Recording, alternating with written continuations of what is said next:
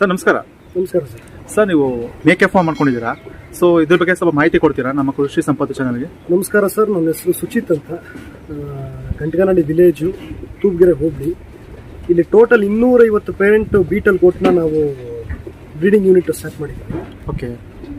ಇದರಲ್ಲಿ according to their grade wise, ಅಂದರೆ ಒಂದು ಪ್ರೆಗ್ನೆಂಟ್ ಗೋಟ್ಸ್ ಆಗಿರ್ಬೋದು ಮತ್ತು ಡ್ರೈ ಗೋಟ್ಸ್ ಆಗಿರ್ಬೋದು, ಎಲ್ಲ ಸಪ್ರೇಟ್ ಪೆನ್ನುಗಳು ಮಾಡ್ಕೊಂಡು ಅದ್ರ ಪ್ರಕಾರ ನಾವು ಫೀಡಿಂಗು ಮತ್ತು ಅದ್ರಿಗೆ ಫೀಡಿಂಗ್ ರೇಷಿಯೋನ ಡಿವೈಡ್ ಮಾಡ್ಕೊಂಡು ಇಲ್ಲಿ ಶುರು ಮಾಡ್ತೀವಿ. ಸ್ಪೆಷಾಲಿಟಿ ಇನ್ ದ ಸೆನ್ಸ್ ಇನ್ನೇನು ಇಲ್ಲ. ಬೀಟಲ್ ಯಾಕೆ ಆಯ್ಕೆ ಮಾಡ್ಕೊಂತಾರೆ ಅಂದರೆ ಅದರದ್ದು ಬರೋ FCR ಮತ್ತು ಮಿಲ್ಕ್ ಪ್ರೊಡಕ್ಷನ್. ಒಂದು ನಾರ್ಮಲ್ ಬೇರೆ ಮೇಕೆ ತಳಿಗಳಲ್ಲಿ 1 ಲೀಟ್ರಿಂದ 800 ಮಿಲಿ ಪ್ರತಿ ದಿನಕ್ಕೆ ಉತ್ಪಾದನೆ ಆದರೆ, ನಮ್ಮ ಬೀಟಲ್ ತಳಿಗಳಲ್ಲಿ ಕನಿಷ್ಠ ಪಕ್ಷ 3.5 ಲೀಟ್ರಿಂದ 4 ಲೀಟ್ರು ಆವರೇಜ್ ಬರುತ್ತೆ. ಈಗ ನಮ್ಮಲ್ಲಿ 2 ಲೀಟ್ರ್ ಕೂಡ ಅಂತ ತಾಯಿಗಳು ಇದ್ದಾವೆ, 4 ಲೀಟ್ರ್ ಕೂಡ ಅಂತ ತಾಯಿಗಳು ಇದ್ದಾವೆ. ಯಾಕೆ ಆ ಥರ ಕೊಡ್ತವೆ ಅಂದರೆ ಪ್ರಾಜನಿ.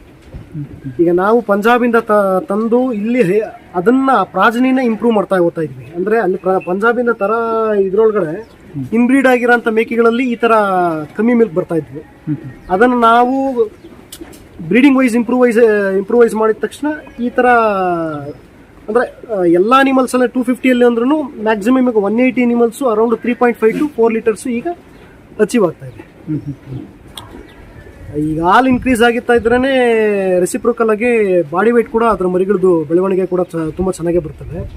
ನಮ್ಮಲ್ಲಿ ನಮ್ಮ ಮರಿಗಳು ಈಗ ಒಂದು 3 ಮಂತ್ಸು ತಾಯಿಗಳ ಜೊತೆನೇ ಇವಾಗ ಮಿಲ್ಕ್ ಫೀಡಿಂಗ್ ಆಗಿ ವೀನಿಂಗ್ ಮಾಡೋಷ್ಟೊತ್ತಿಗೆ ಒಂದು ಮರಿ ಅಪ್ರಾಕ್ಸಿಮೇಟ್ಲಿ 16 to 18 kg, ಒಂದೊಂದು ಫೀಮೇಲು ಆಗಲಿ ಒಂದು ಮೇಲ್ ಆಗಲಿ ವೆಯ್ಟ್ ಆಗಿರ್ತದೆ. 2 ಕಿಡ್ಡಿಂಗ್ಸ್ ಆಗಿದ ತಕ್ಷಣ ಒಂದು 16ರಿಂದ 18 kg ಬರ್ತದೆ. ಸಿಂಗಲ್ ಕಿಡ್ಡಿಂಗ್ ಅಂದರೆ ಅಪ್ರಾಕ್ಸಿಮೇಟ್ 21 kg ಕೂಡ ಅಚೀವ್ ಆಗಿರೋಂಥ ಒಂದು ಮರಿಗಳು ಇದಾವೆ ನಮ್ಮ ಹತ್ರ. ನಾವು ಪಂಜಾಬಿಂದ ಗುರ್ದಾಸ್ಪುರ್ ಅಂತ ಇದೆ, ಅಲ್ಲಿಂದ ಸೋರ್ಸ್ ಮಾಡಿರೋಂಥದ್ದು. ಈಗ ಅಲ್ಲಿ ಕೂಡ ಕಂಪ್ಲೀಟ್ ಆಗಿ ಕ್ರಾಸ್ ಬ್ರೀಡಿಂಗ್ ಮತ್ತು ಸ್ಲಾಟರ್ಗಳಿಗೆಲ್ಲ ಅನಿಮಲ್ಸ್ ಎಲ್ಲ ಇದಾಗಿರೋದ ಕಾರಣ ಪ್ಯೂರಿಟಿ ಅನ್ನೋದು ತೀರಾ ನೀವು ಸರ್ಚ್ ಮಾಡಬೇಕಾಗಿರೋಂಥ. ಸರ್ ಇವೆಲ್ಲ ಹೆಂಗೆ ಸರ್ ಪೋಷಣೆ, ಇವೆಲ್ಲ ಯಾವ ಥರ ಪೋಷಣೆ ಮಾಡ್ತೀರಾ, ಯಾವ ರೀತಿ? ನಮ್ಮ ಫಾರ್ಮು ನಿಂತಿರೋದೇ ಒಂದು ನ್ಯೂಟ್ರಿಷನಲ್ ಮ್ಯಾನೇಜ್ಮೆಂಟ್ ಬಗ್ಗೆ. ಯಾಕೆ ಈ ಥರ ಮಾಡ್ತಾ ಇದ್ದೀವಿ ಅಂದರೆ, ಬೇರೆ NDRIಗಳು ಮತ್ತು ಅಗ್ರಿಕಲ್ಚರಲ್ ಇನ್ಸ್ಟಿಟ್ಯೂಟ್ಗಳು ಏನು ಹೇಳ್ತಾರೆ ಅಂದರೆ, ನೇಫಿಯರ್ ಹಾಕ್ರಿ ಮತ್ತು ಯಾವ್ದಾನ ಒಂದು ಕಾನ್ಸಂಟ್ರೇಷನ್ ಫೀಡ್ ಹಾಕ್ರಿ ಮೇಕೆ ಕುರಿಗಳಿಗೆ ಅಂತಾರೆ. ನಾವು ನೇಫಿಯರ್ನ ಕಂಪ್ಲೀಟ್ ಅಗೇನ್ಸ್ಟ್ ಆಗಿ ಇದು ಮಾಡಿ ಕಂಪ್ಲೀಟ್ ಲೆಗ್ಯೂಮ್ಸ್ನ ಇದು ಮಾಡಿದ್ದೀವಿ. ಲೆಗ್ಯೂಮ್ಸ್ ಅಂದರೆ ದ್ವಿದಳ ಧಾನ್ಯ. ನೀವು ಯಾವುದೇ ಥರದ್ದು, ಈಗ ನಮ್ಮಲ್ಲಿ ಟನ್ನೇಜ್ ಇಳುವರಿ ನೋಡಿ ಕಮರ್ಷಿಯಲ್ ಆಸ್ಪೆಕ್ಟಿಂದ ನಾವು ಬೇಲಿ ಮೆಂತೆ ಡೆಸ್ಮ್ಯಾಂಥಸ್ ಅನ್ನೋದನ್ನು ಅಪ್ರಾಕ್ಸಿಮೇಟ್ಲಿ ಒಂದು 13ರಿಂದ 14 ಎಕರೆ ನಾವು ಕಲ್ಟಿವೇಶನ್ ಮಾಡ್ಕೊಂಡಿದ್ದೀವಿ. ನೀವು ದ್ವಿದಳ ಧಾನ್ಯ ಯಾವುದೇ ಒಂದು ಅಲಸಂದಿ ಆಗಿರ್ಬೋದು, ತೊಗರಿ ಆಗಿರ್ಬೋದು, ಡೆಸ್ಮ್ಯಾಂಥಸ್ ಆಗಿರ್ಬೋದು, ಲೂಸರ್ನ್ ಆಗಿರ್ಬೋದು, ಕಂಪ್ಲೀಟ್ ಆಗಿ ಅದನ್ನೇ ಫೀಡ್ ಮಾಡಿದ್ರೆ ಇನ್ನೂ ಬೆಸ್ಟ್. ಓಕೆ. ಕಾರ್ಬ್ ಸೋರ್ಸ್ನ ತೀರಾ ಕಟ್ ಡೌನ್ ಮಾಡಿದ್ದೀವಿ. ಯಾಕೆ ನೇಫಿಯರ್ನ ಕಟ್ ಡೌನ್ ಮಾಡಿದ್ದೀವಿ ಅಂದರೆ, ನೇಫಿಯರ್ ಯೂಸ್ ಮಾಡೋದ್ರಿಂದ ಆಕ್ಸಿಲೇಟ್ಸ್ ಅಂತ ಒಂದು ಅಂಶ ಇರುತ್ತೆ. ಈ ಆಕ್ಸಿಲೇಟ್ಸ್ ಏನು ಮಾಡ್ತವೆ ಅಂದರೆ ಕ್ಯಾಲ್ಸಿಯಂ ಡಿಫಿಷಿಯನ್ಸಿ ಕಾಸ್ ಆಗುತ್ತೆ. ಈಗ ಸರ್ವೇ ಸಾಮಾನ್ಯವಾಗಿ ಯಾವುದೇ ಎಲ್ಲ ಊರುಗಳಲ್ಲಿ ತಾವು ನೋಡಿರ್ಬೋದು, ರೈತರುಗಳು ಈಗ ಹಸುಗಳು ಸಾಕುವಾಗ ಹಸುಗಳು ಕಾಲುಗಳು ಬಿದ್ದೋಗಿರೋದು, ಒಂದು ಈ ಡೈರಿ ಕಡೆಯಿಂದನೇ ಲಿಫ್ಟಿಂಗ್ ಮಿಷಿನ್ ಅಂತಾನೆ ಕೊಟ್ಟಿದ್ದಾರೆ. ಯಾಕಾಗ್ತವೆ ಅಂದರೆ ಎಕ್ಸಸಿವ್ ಯೂಸ್ ಆಫ್ ನೇಫಿಯರ್. ಈ ಲೆಗ್ಯೂಮ್ಸ್ನ ಯೂಸ್ ಮಾಡೋದಕ್ಕೆ ಕಾರಣ ಕಂಪ್ಲೀಟ್ ಪ್ರೋಟೀನ್ ಪೋರ್ಷನ್ನ ಅದಕ್ಕೆ ಬೆಸ್ಟಾಗಿ ಯೂಸ್ ಆಗ್ತಾ ಇದೆ. ಮತ್ತು ರಾಂಗ್ ಇಲಿಸ್ಟ್ರೇಷನ್ ಕೊಟ್ಟಿದ್ದಾರೆ. ಒಂದು ಲೆಗ್ಯೂಮ್ಸ್ ಅಂದರೆ ಬರೀ 30% ಮಾತ್ರ ಇನ್ಕ್ಲೂಡ್ ಮಾಡಬೇಕು ಅಂತ. ನಮ್ಮ ಮೇಕೆಗಳ ಡಯಟಲ್ಲಿ 100 to 100% ಬರೀ ಲೆಗ್ಯೂಮ್ಸ್ನೇ. ಡೆಸ್ಮ್ಯಾಂಥಸ್ನ ಬರೀ ಗ್ರೀನ್ ಫಾಡರ್ ಆಗೇ ಕೊಡ್ತಾ ಇಲ್ಲ ನಾವು. ಅದನ್ನ ಕಟ್ ಮಾಡಿ ನಮ್ಮ ಹತ್ರ ಡ್ರೈಯರ್ ಹೌಸ್ ಅಂತ ಮಾಡ್ಕೊಂಡಿದ್ದೀವಿ. ಡ್ರೈಯರ್ ಹೌಸಲ್ಲಿ ಮಾಡ್ತೀವಿ ನಾವು. ಅಂದರೆ ಈಗ ಹಸಿರು ಮೇವನ್ನ ತಂದುಬಿಟ್ಟು 3 days ಕಂಪ್ಲೀಟಾಗಿ ಒಣಮೇವಾಗಿ ಕನ್ವರ್ಟ್ ಮಾಡಿ ಒಣಮೇವನ್ನ ಇದರಲ್ಲಿ ಹಾಕಂಥದ್ದು. ಸರ್ ನೀವು ಹೇಳೋದು ನೇಪಿಯರ್ ಅಗೇನಿಸ್ಟ್ ಅಂತ ಹೇಳಿದ್ರಲ್ಲ, ನೇಪಿಯರ್ ಏಂತಕ್ಕೆ ಸರ್? ಈಗ ಆಲ್ಮೋಸ್ಟ್ ನಾನು ನೋಡಿದಂಗೆ ಕೆಲವು ಎಲ್ಲ ಕಡೆ ನೇಪಿಯರ್ ಈಸ್ ಕಾಮನ್ ಆಗಿ ಯೂಸ್ ಮಾಡ್ತಾರೆ. ಅದ್ರಿಂದ ಏನು ಸೈಡ್ ಎಫೆಕ್ಟ್ಸ್ ಏನು ಸರ್? ಈಗ ಮೇಕೆಗೆ ಯಾವ ಥರ ಸೈಡ್ ಎಫೆಕ್ಟ್ ಆಗುತ್ತೆ? ಈಗ ನೀವು ಕೇಳ್ದಂಗೆನೆ, ಈಗ ಅನ್ನ ತಿಂದಂಗೆ ನಮ್ಮಲ್ಲಿ ಯಾಕೆ ಇವಾಗ ಮನುಷ್ಯರಲ್ಲಿ ಡಯಾಬಿಟಿಸ್ ಯಾವ ಥರ ಬರುತ್ತೋ, ಯಾಕೆ ಡಯಾಬಿಟಿಸ್ ಬರುತ್ತೆ ಅಂದರೆ ರೈಸಲ್ಲಿರೋ ಕಂಟೆಂಟೇ sugar content, I mean glucose ಮತ್ತು ಸುಕ್ರೋಸ್ ಕಂಟೆಂಟ್ ಯಾಕೆ ಜಾಸ್ತಿ ಇರುತ್ತೆ, ಆ ಥರ ಕಾಯಿಲೆಗಳು ಇದು ಬರ್ತವೆ. ಮೇಕೆಗಳಲ್ಲಿ ನೇಫಿಯರ್ ಅಲ್ಲಿ ಗುಣನೇ ಆಕ್ಸಿಲೇಟ್ಸ್ ಇರೋ ಅಂತ ಗುಣ. ಯಾಕೆ ನೇಫಿಯರ್ ಬಂತು ಅಂತ, ಗ್ರೀನ್ ರೆವಲ್ಯೂಷನ್ ಆದಾಗ ಎಕ್ಸ್ಪ್ಯಾಂಡ್ ಆಫ್ ಅನಿಮಲ್ ಹಸ್ಬೆಂಡ್ರಿ, ಮೇವುಗಳು ಅಷ್ಟು ಇಳುವರಿ ಬರೋಂಥ ಮೇವುಗಳು ಎಲ್ಲೂ ಇಲ್ಲ ಅನ್ಬಿಟ್ಟು ಈಗ ಒಂದು ಎಕರೆಗೆ 200 ಟನ್ ಆವರೇಜ್ ಇಳುವರಿ ಹೇಳ್ತಾರೆ ನೇಫಿಯರ್. ಅಷ್ಟು 200 ಟನ್ ಬರೋಂಥ ಯಾವುದು ಮೇವಿಲ್ಲ ಅನ್ಬಿಟ್ಟು ನೇಫಿಯರ್ನ ಆಯ್ಕೆ ಮಾಡ್ಕೊಂಡಿರ್ತಾರೆ. ಓಕೆ. ಸೇಮ್ ನಾವು ರೈಸ್ ತಿಂದಂಗೆ ಬಿಟ್ರೆ ಅದ್ರೊಳಗಡೆ ನ್ಯೂಟ್ರಿಷನ್ ಪರ್ಸೆಂಟೇಜ್ಗಳು ಯಾವುದು ಇಲ್ಲ. ಈ ರೆಡ್ ನೇಫಿಯರ್, ಕೊಯಮತ್ತೂರ್ ವೆರೈಟಿ ಸುಮಾರು ಇದಾವೆ. ಒಳಗಡೆ ಚೆಕ್ ಮಾಡಿ ತಾವು ಇದು ಮಾಡ್ತೀರಾ ಅಂದ್ರೆ ಕಂಪ್ಲೀಟ್ ವೇಸ್ಟ್ ಅದು. ನೀವು ಇನ್ನೂ ಒಂದೇನು ಅಂದ್ರೆ ಮೆಕ್ಕೆಜೋಳ ಬಳಕೊಬಹುದು. ಯಾವುದು ಕಾರ್ಬ್ ಸೋರ್ಸ್ ಅಲ್ಲಿ ರಾಗಿ ಹುಲ್ಲು ಹಾಕ್ಬೋದು, ಮೆಕ್ಕೆಜೋಳ ಬಳಕೊಬಹುದು. ಲೆಗ್ಯೂಮ್ಸ್ ಹಾಕಿದ್ರೆ ತಮಗೆ ಒಂದು ರಿಸಲ್ಟ್ ಗ್ಯಾರಂಟಿ ಅಂತ ನಮ್ಮ 4 ವರ್ಷದ ಏನು ಇವಾಗ ಯೂಸ್ ಮಾಡ್ತಾ ಇದೀವಲ್ಲ ರಿಸಲ್ಟ್ ನೋಡಿದ್ದೀವಿ. ಇನ್ನೂ ಒಂದು ಸೇರ್ಸಕ್ಕೆ ಇಷ್ಟಪಡ್ತೀನಿ. ನಾವು ಲೆಗ್ಯೂಮ್ಸ್ ಕೊಡ್ತಾ ಇದೀವಿ ಅಂದ್ರೆ ಬರೀ ಲೆಗ್ಯೂಮ್ಸ್ ಇಂದನೇ ಅದು ನ್ಯೂಟ್ರಿಷನ್ ಮ್ಯಾನೇಜ್ಮೆಂಟ್ ಅಚೀವ್ ಆಗಲ್ಲ. ಈಗ ಲೆಗ್ಯೂಮ್ಸ್ ಅಲ್ಲಿ ಏನಿರುತ್ತೆ, ನೈಟ್ರೋಜನ್ ಕಂಟೆಂಟ್ ವಿಪರೀತ ಇರುತ್ತೆ. ನೈಟ್ರೋಜನ್ ಪ್ರೋಟೀನ್ ಕನ್ವರ್ಟ್ ಆಗುತ್ತೆ. ಪ್ರೋಟೀನ್ ಕನ್ವರ್ಟ್ ಆಗಬೇಕು ಅಂದ್ರೂ ಫಾಸ್ಫರಸ್ ಹೋಗ್ಬೇಕು ಅದಕ್ಕೆ. ಈಗ ಎಲ್ಲಾ ರೈತರುಗಳು ಬೆಲ್ಲಿ ಮೆಂತೆ ಯೂಸ್ ಮಾಡ್ತಾ ಇದೀವಿ, ನಮ್ಗೆ ಅಂತ ರಿಸಲ್ಟ್ ಕಾಣಿಸ್ತಾ ಇಲ್ಲ. ಯಾಕೆ ಅಂದ್ರೆ ಫಾಸ್ಫರಸ್ ಮೇಕೆಗಳು ಕೊಡಬೇಕು. ನಮ್ಮಲ್ಲಿ ನಾವು ಆಕ್ಚುಲಿ ಪೋಲ್ಟ್ರಿ ಬ್ಯಾಕ್ ಗ್ರೌಂಡ್ ಇಂದ ಇರೋರು ನಾವು. ನಮ್ಮ 60,000 VHF ಬ್ರೀಡರ್ಸ್ ಇದೆ. ನಮ್ಮಲ್ಲೇ ಮೇಕೆಗಳಿಗೆ ಮಿನ್ ಅಂಡ್ ಮೋರ್ ಅಂತ ಒಂದು ಪ್ರಾಡಕ್ಟ್ ಮಾಡ್ಕೊಂಡಿದ್ದೀವಿ. ಅದರಲ್ಲಿ ಫಾಸ್ಫರಸ್, ವೈಟಮಿನ್ಸ್, ಮಿನರಲ್ಸ್ ಮತ್ತೆ ಅಮಿನೋ ಆಸಿಡ್ಸ್ ಮತ್ತೆ ಎಂಜೈಮ್ಯಾಟಿಕ್ಗೆ ಸ್ಯಾಕ್ರಮೈಸಿಸ್ ಎಲ್ಲಾ ಬ್ಲೆಂಡ್ ಮಾಡಿ ಆ ಮಿನ್ ಅಂಡ್ ಮೋರ್ ಅನ್ನ ಇದನ್ನ ಒಂದು ಮೇಕೆಗಳಿಗೆ 15 ರಿಂದ 10 ಗ್ರಾಮ್ ಪ್ರತಿನಿತ್ಯ ಕೊಡ್ತೀವಿ.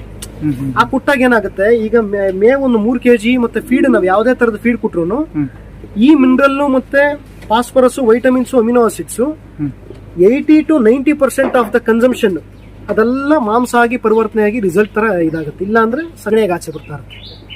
ಓಕೆ ಸರ್, ನೀವು ಎಷ್ಟು ವರ್ಷ ಶುರು ಮಾಡಿ ಫಾರ್ಮ್? ನಮ್ದು ಕಂಪ್ಲೀಟ್ ಈಗ 4 ವರ್ಷ ತುಂಬ ಬರ್ತಾ ಇದೆ.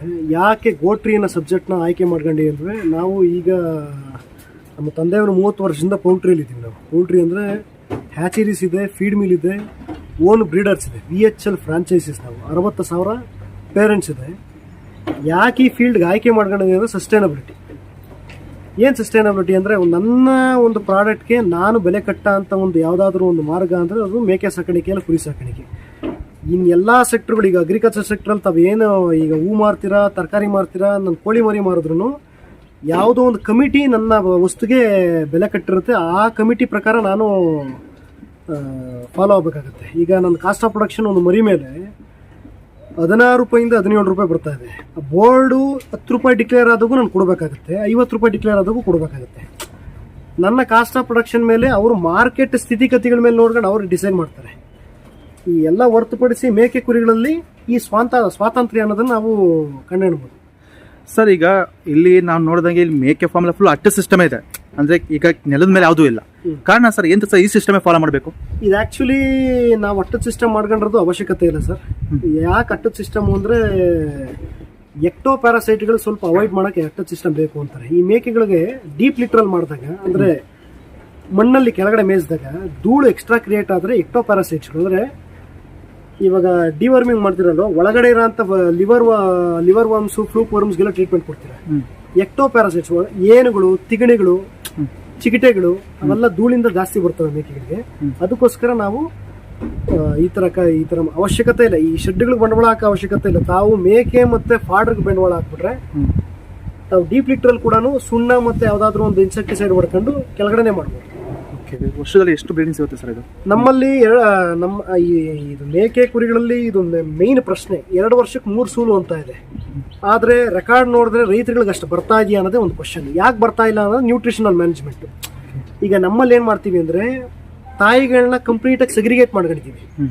ಪ್ರೆಗ್ನೆಂಟ್ಗಳು ಒಂದ್ ಕಡೆ, ಗರ್ಭ ಆಗಿರೋ ಒಂದ್ ಕಡೆ, ಮರಿಗಳ ತಾಯಿಗಳು ಬೇರೆ ಕಡೆ, ಮತ್ತೆ ಡ್ರೈ ಅಂತ ಮರಿಗಳನ್ನ 3 ತಿಂಗಳಾದ್ಮೇಲೆ ಹೊರಗಡೆ ಹಾಕ್ತಿವಲ್ಲ ಅವಾಗ ಡ್ರೈ ಅಂತ ಅದನ್ನೆಲ್ಲ ಕಂಪ್ಲೀಟ್ ಸೆಗ್ರಿಗೇಟ್ ಮಾಡ್ಕೊಂಡಿದ್ದೀವಿ. According to their segregate wise feed ರೇಷಿಯೋನ ಡಿವೈಡ್ ಮಾಡ್ತಾ ಹೋಗ್ತೀವಿ.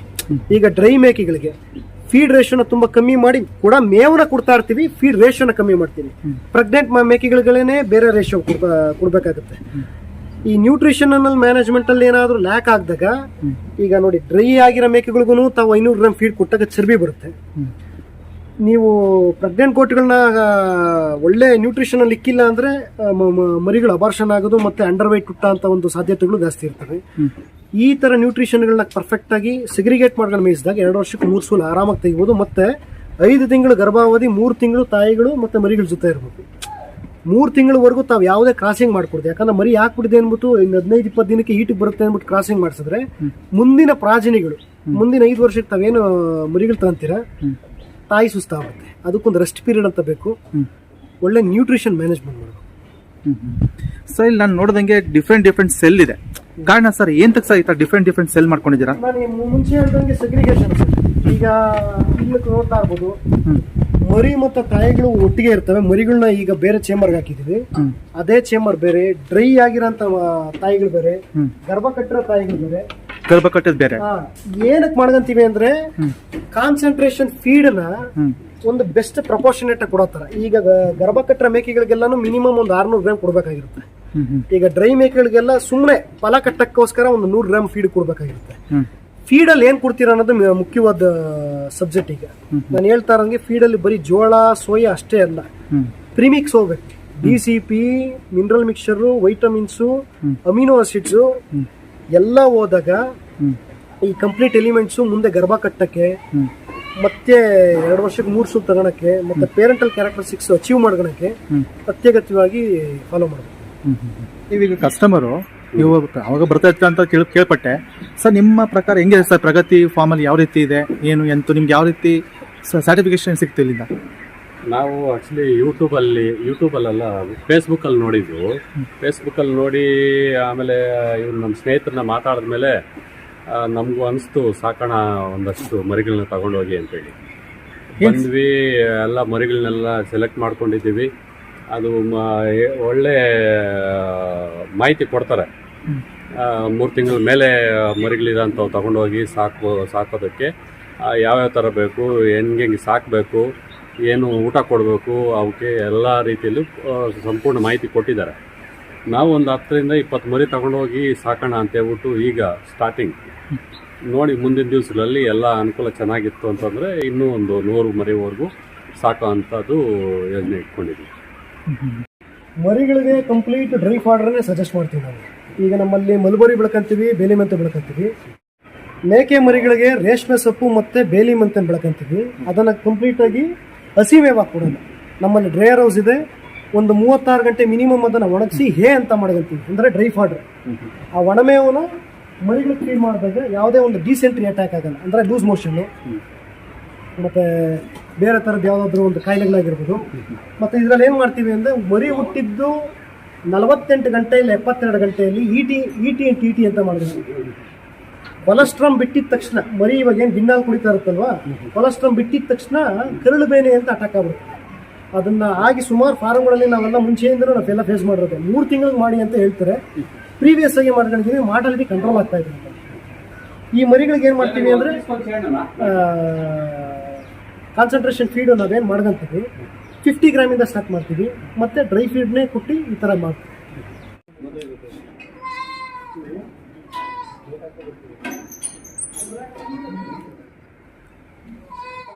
ನಮ್ಮ ಕುರಿ ಬ್ರೀಡಿಂಗಲ್ಲಿ ಏನು ಮಾಡ್ತಾ ಇದ್ದೀವಿ ಅಂದರೆ ಅಮೀನ್ಗಢದಿಂದ ಫೀಮೇಲ್ಸ್ ತಗೊಂಬಂದ್ಬಿಟ್ಟು ಗಂಡು ನಾರಿ ಸುವರ್ಣ ಆಗ್ತಾ ಇದ್ದೀವಿ.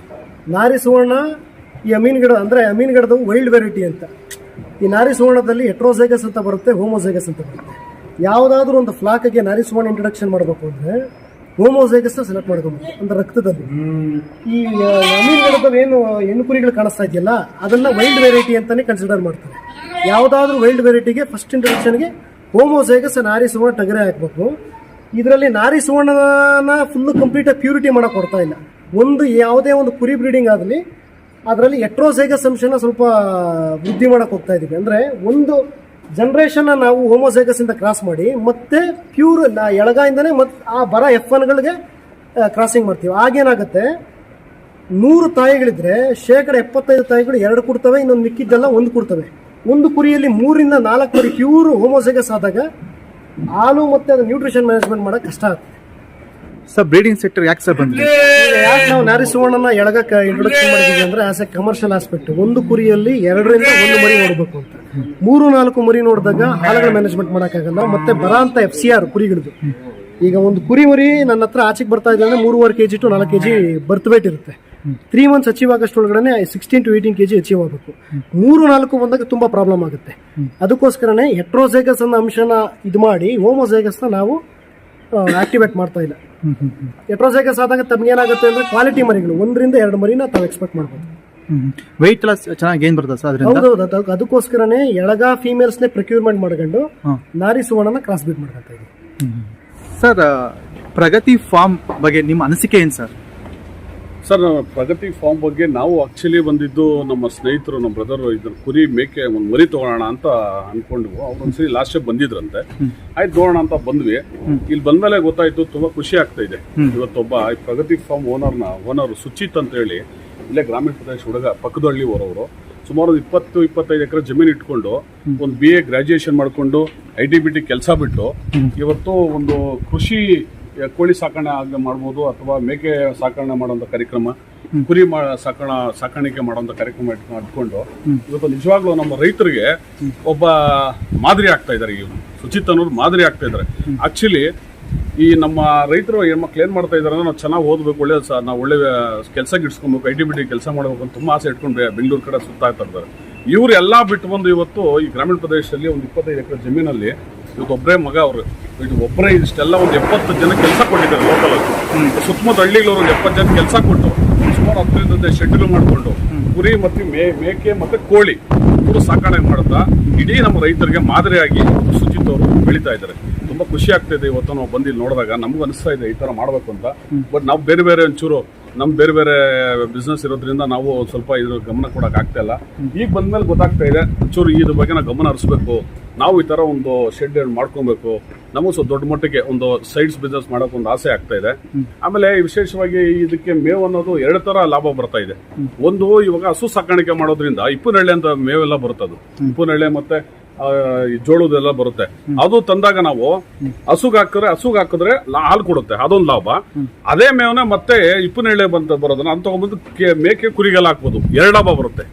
ಆ 2 ಮಾಡೋದ್ರಿಂದ ಇಪ್ಪುನೆಳ್ಳೆ ಸೊಪ್ಪಿಂದ ಕುರಿಗೂ ಮತ್ತು ಅದಕ್ಕೂ ಒಂದು ಮೇವು ಬಂದು ಲಾಭ ಬರುತ್ತೆ. ಅಲ್ಲಿ ಆ ಕಡೆ ಹಾಲು ಸಿಗುತ್ತೆ. ಅದರಿಂದ ರೈತರು, ವಿಶೇಷವಾಗಿ ನಮ್ಮ ರೈತರು ಇದ್ರ ಬಗ್ಗೆ ಇದ್ರ ಬಗ್ಗೆ ಗಮನ ಹರಿಸಿ ಇಂಥದ್ದು ಫಾರ್ಮ್ ಹೌಸ್ ವಿಸಿಟ್ ಮಾಡಿ ಒಂಥರ ಮನೆ ಹತ್ರ ಕೆಲವೊಂದು ಸಣ್ಣ ಪುಟ್ಟ ರೈತರೆಲ್ಲ ಮನೆ ಹತ್ರ ಮಾಡ್ಕೊಂತ ಇದಾರೆ. ಅಂದ್ರೆ ಸ್ವಲ್ಪ ಶೆಡ್ ತರ ಒಂದು 20 ಮರಿ 10 ಮರಿ ಸಾಕುವಂತ ಇಟ್ಕೊಂಡಿದ್ದಾರೆ.